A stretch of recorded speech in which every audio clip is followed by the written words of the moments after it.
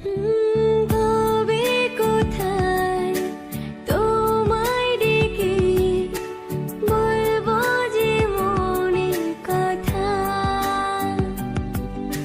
সে আশাতে দিন গুনেছি, সয়েছি ব্যথা।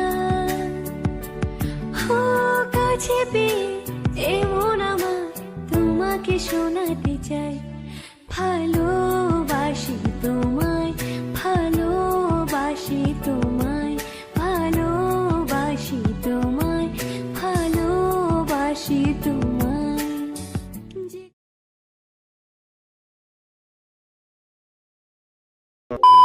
কিচেনে কি করছো? এই তো টেকেনের লাঞ্চ তৈরি করছি। ও তাহলে করো, আমরা রাতে বাইরে ডিনার করব তাহলে। ও তাহলে তো বেশ ভালো, অনেকদিন বাইরে খাই না। বাড়ির ওই হোস্টেলের খাবার খেতে খেতে পচে গেছে পেটটা। কি কি বললে তুমি? আরে মা কিছু না বলে চুপচাপ রুমে চলে গেল। মা দাও, এটা আমি কাটছি। পারবি কাটতে? হ্যাঁ মা দাও, অভ্যাস আছে। মা আমি বাইরে যাচ্ছি, লাঞ্চ রেডি হয়ে গেলে কল করে চলে আসবো। দেখ তো চাঙ্কু, ভেটকি মাছের পাতুরিটা কেমন হয়েছে? ওয়াও, ভেটকি মাছের পাতুরি, অনেকদিন পর খাবো। থ্যাঙ্কস মা বানানোর জন্য।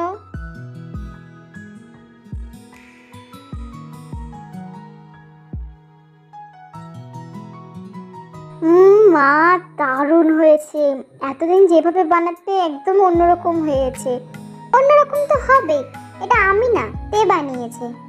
সাথে সাথে চাঙ্কুক তের দিকে তাকায়, দুজনের আই কন্টাক্ট হয়। পরে তে লজ্জা পেয়ে মুখ নিচু করে নেয়। কিরে চুপ করে গেলি যে, বল কেমন খেতে হয়েছে? না ভালো হয়নি। দে আমাকে দে, আমি খাই, তোর যখন ভালো লাগেনি। এই বলে আরএম যখনই জাঙ্কুকের প্লেটের থেকে পাতুরিটা নিতে যাবে তখনই জাঙ্কুক প্লেটটা সরিয়ে দেয়। আমি কি বলেছি খাবো না?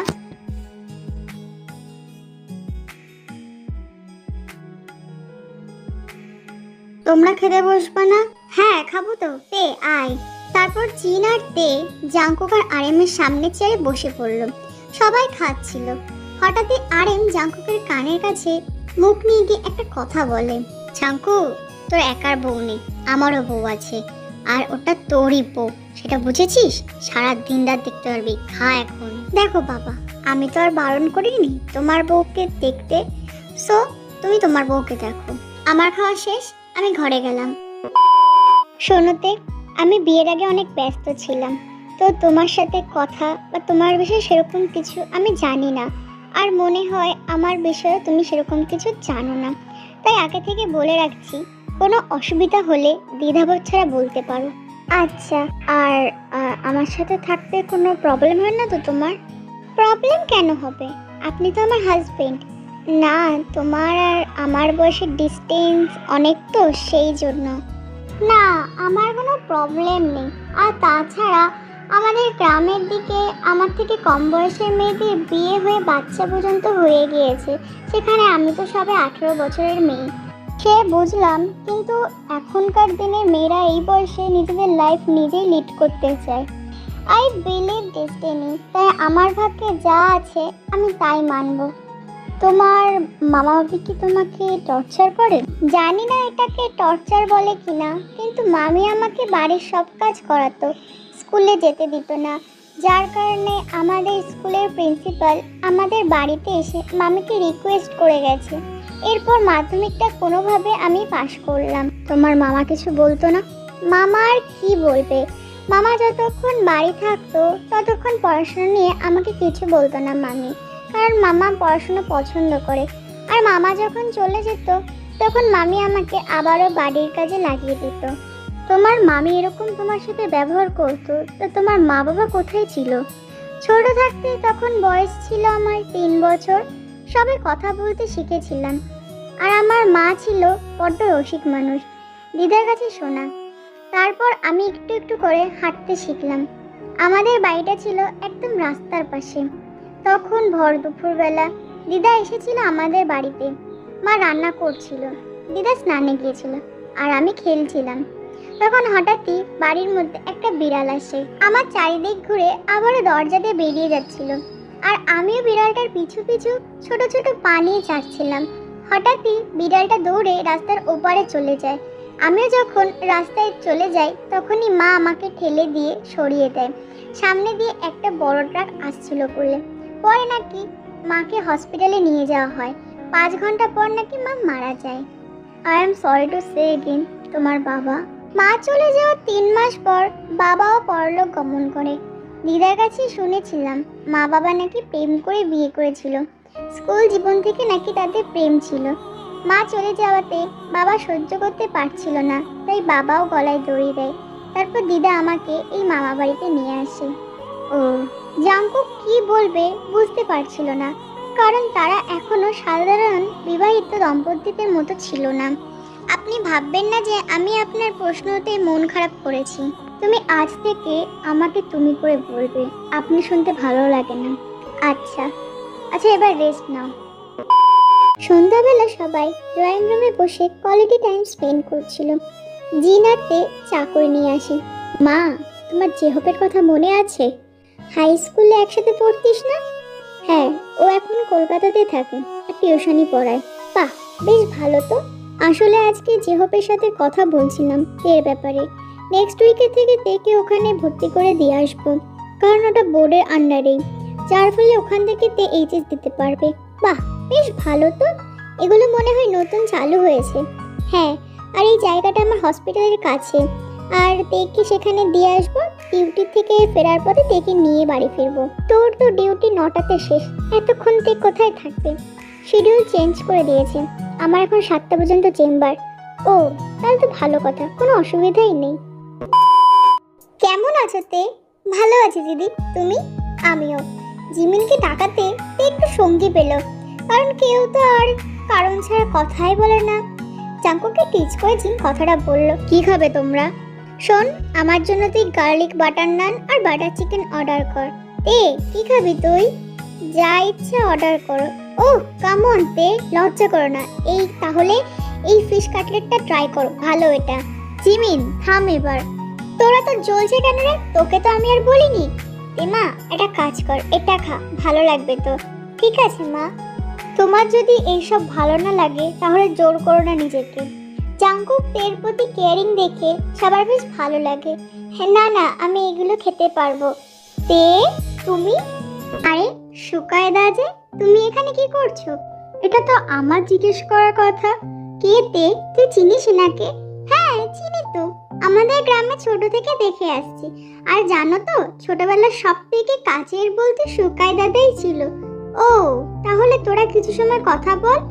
ওকে, চলো সামনের দিকে যাই।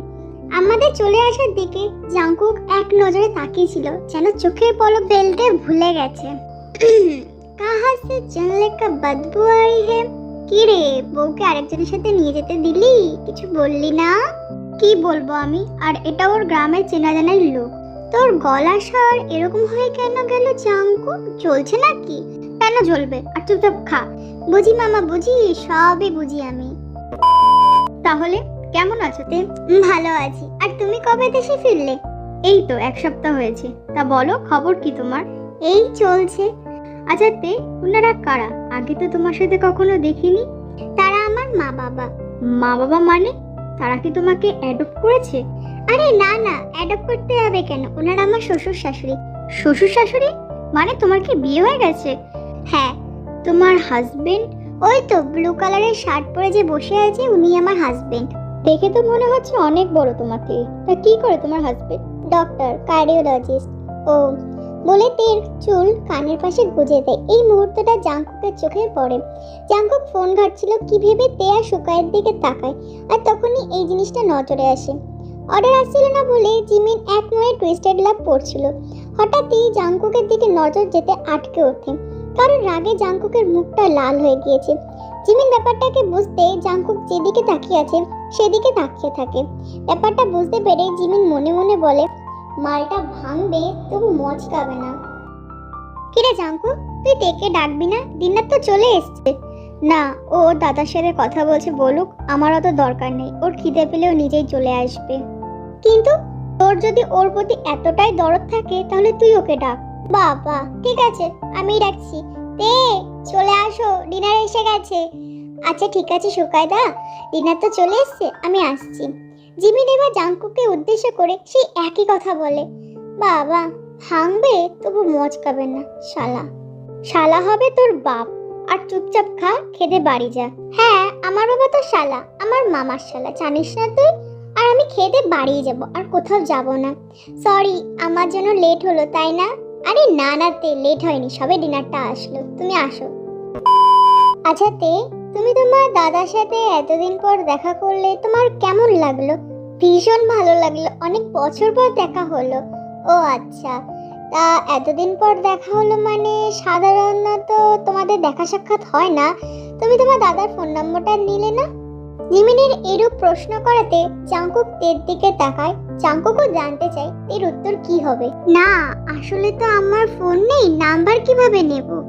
ও আচ্ছা, টেনশন করো না, জাংকুক তো তোমাকে ফোন কিনে দেবে না, আমিই কিনে দেব। আমার কি এতটাই টাকার অভাব পড়েছে যে আমি ওকে ফোন কিনে দিতে পারবো না? ওর উচ্চ মাধ্যমিক শেষ হোক, আমি ওকে এমনিই ফোন কিনে দেবো। বাবা আমার ছেলের মুখে দেখছি বুলি ফুটেছে। যাক আমার ভাগ্যটাই ভালো, নিজের মুখ থেকে তো একটু কিছু কথা তো বেরোলো। ভালো থাকবি মা, কোনো দরকার পড়লে জাংকুককে বলবি। আচ্ছা সাবধানে যাবে। চলো জিন এবার যাওয়া যাক, নাহলে ট্রেন মিস করব। আচ্ছা তে আসছি, সাবধানে যাও বাবা। अरे भाभी जी आप चले जा रहे हो? हाँ रामू, आप अकेले जा रहे हो? आपका बेटी? वो नहीं जा रही है भाभी जी, क्योंकि वो मेरे बेटी के साथ मेरी बहू भी है, मतलब तुम्हारे साहब जी का बेबी। सच में? हमारे छोटे मेम साहब है। দেখতে দেখতে একটা সপ্তাহ কোন রকম ভাবে কেটে গেল। আজ তেকে জাংকুক একটা কোচিং এ ভর্তি করিয়ে দেবে। শোনোতে, কোনো অসুবিধা হলে বা শরীর খারাপ লাগলে যে হোক, মানে তোমার কোচিং এ যে টিচার তাকে বলবে।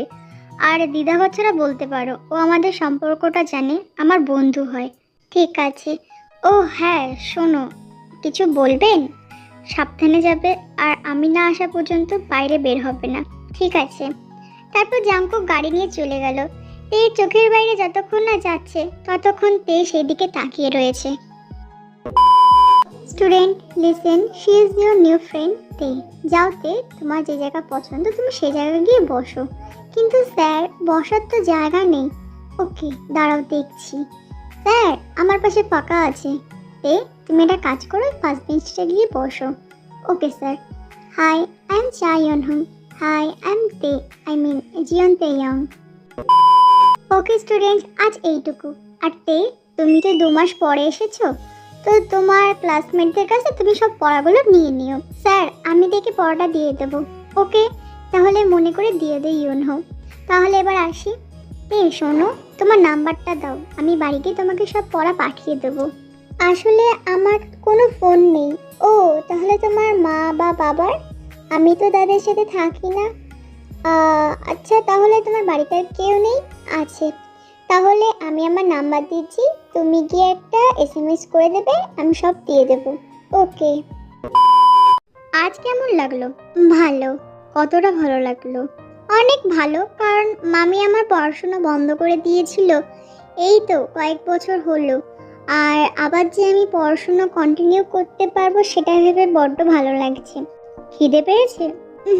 একটু একটু। আচ্ছা চলো বাইরে আজকে খাই, বাড়িতে গিয়ে তাহলে কিছু বানাতে হবে না। কি খাবে বলো, যা ইচ্ছে অর্ডার দেন। আমার অর্ডার তোমার পছন্দ হবে? আপনার যা ইচ্ছে তাই দেন, আমার কোনো অসুবিধা নেই। আমাকে আপনি বলা বন্ধ করো, আমাকে আজ থেকে তুমি বলে ডাকবে, আপনি শুনতে ভালো লাগে না। বাবা এই লোকটার হয়েছেটা কি, সকাল থেকে দেখছি এরকম বিহেভ করছে। ওকে তাহলে হালকা পাতলা কিছু অর্ডার দিচ্ছি। Waiter. Yes sir, tell me your order. 2 tofu soup with the dumplings. Okay sir. খাওয়া দাওয়া হয়ে যাওয়ার পর বাড়ির দিকে তারা রওনা দিচ্ছিল, কিন্তু জ্যামের জন্য তারা রাস্তাতেই দাঁড়িয়ে আছে। আইসক্রিম খাবে তে? না না ঠিক আছে, খাবে যখন পরিষ্কার করে বলবে। জ্যাম কেটে যাওয়ার পর জাংকুক গাড়িটাকে রাস্তার একপাশে রাখে। তুমি বসো, আমি এক্ষুনি আসছি। কোথায় যাচ্ছ? একটা কাজ আছে, আসছি। এই নাও। ওয়াও, স্ট্রবেরি আইসক্রিম তোমার ফেভারিট? আমার সবথেকে ফেভারিট স্ট্রবেরি আর স্ট্রবেরির আইটেমগুলো। হাসিটা কিন্তু বড্ড কিউট মেয়েটার। ওয়েট, জাঙ্কুক, তুই যে কি ভাবছিস? আচ্ছা ঠিক আছে, আইসক্রিম যখন পেয়ে গেছো চুপচাপ খাও, আর আমি যখন ড্রাইভ করবো ডিস্টার্ব করবে না। তুমি আইসক্রিম খাবে না? আমি ড্রাইভ করতে করতে খেয়ে নেব। তারপর তে আর জাঙ্কুক আইসক্রিম খেতে লাগলো। দুজনের খাওয়া হয়ে যাওয়ার পর জাঙ্কুক যখনই তেকে একটা কথা বলতে যাবে, তখনই জাঙ্কুকের নজরে আসে তের ঠোঁটের কোণার এক পাশে আইসক্রিম লেগে আছে। কিন্তু তখন তারা আবার জ্যামে পড়ে যায়। মাইন্ডটাকে অন্যদিকে ঘোরানোর জন্য জাঙ্কুক বলে ওঠে, তে,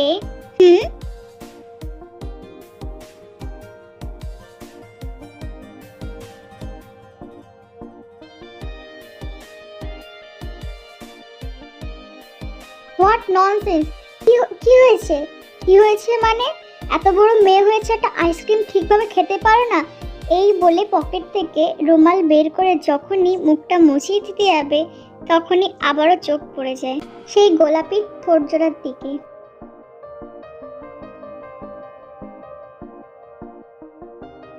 জাঙ্কুক মোছাতে মোছাতে তের ঠোঁটের এতটাই কাছে চলে গেছিল যে সে তার মধ্যে ছিল না। হঠাৎই পেছন দিক থেকে গাড়ির হর্নের আওয়াজে তার হুঁশ ফেরে।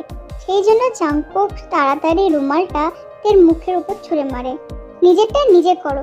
আরে আমি আবার কি করলাম? খেতে খেতে যখন লেগে গেছে রুমালটা ভালোভাবে দিলেই তো হয়। হ্যাঁ, দুদিন কোচিং গিয়ে ধরার জ্ঞানকে সরার জ্ঞান করেছো নাকি? ওহ, এখন আবার কে ফোন করলো?